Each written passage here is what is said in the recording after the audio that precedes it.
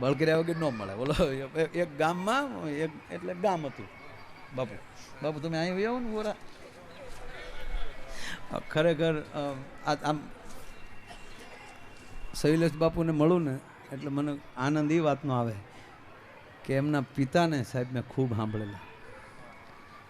ખરેખર દિગુભા અને આપના આ ત્રાપ જ લ્યો ને આ પુરાવો અહીંયા બેઠા સાહેબ. હું હાથ મંજીરા વગાડતો અહીંયા બેઠો બેઠો ભજનનું ગોયું અને આ બોલું છું ને બાપુ એ તો બધાએ મને કીધું કે બોલ ને એટલે ઘડી પણ મને જે સાંભળવામાં મજા આવે છે એ બોલવામાં પછી મેં શું કર્યું કે હું ન બોલું મને મને સાંભળું એટલે બે હાલે. માયો બોલે ને માયલો સાંભળે. અંદર માયલો તો બધા બેઠો છે ને બસ આપણો ને આપણો માયલો સાંભળે એવું કરીને આપણે લેર આવે. હા એટલે જ ઘણા કહે ને કે સાંભળતો ખરો હે સાંભળતો ખરો એમ.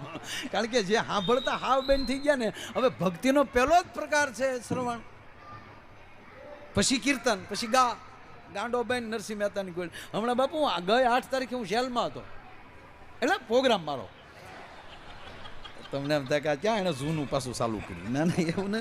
હું બાપુ સુરતની જેલમાં પ્રોગ્રામ 3500 કેદીઓ બાપુ. અને ખબર નહીં મને બાપુ ઔપચારિક એવું નીકળી ગયું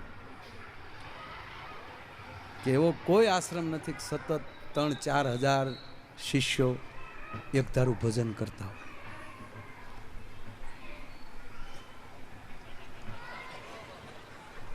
અને મને નથી લાગતું બાપુ જેલ જેવું ક્યાંય ભજન થતું હોય.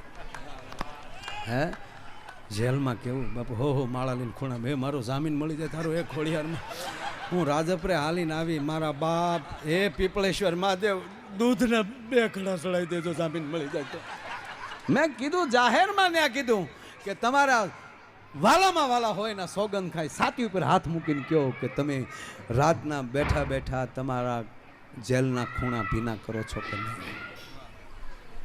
બસ બહાર નીકળીને ભૂલી ન જતા પરિવર્તન થવું જોઈએ.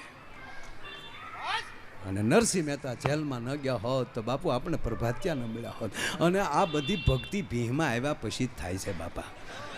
હા કાંઈ ફાંકા મારવાની જરૂર નથી. શીપિયામાં આવીએ પછી મારો નાથ મારો બાપ ભગવાન સિવાય બીજું ખોટું છે. મારા બાપા મારો બાપો કહી છે મારા દીકરા નહીં વેમ છે યાર કે આ મારો મિત્ર છે આ મારો પરિવાર છે. પણ અંત વખતે જ્યારે આવીને ઊભો રહી જાય એ તમારો હગો છે.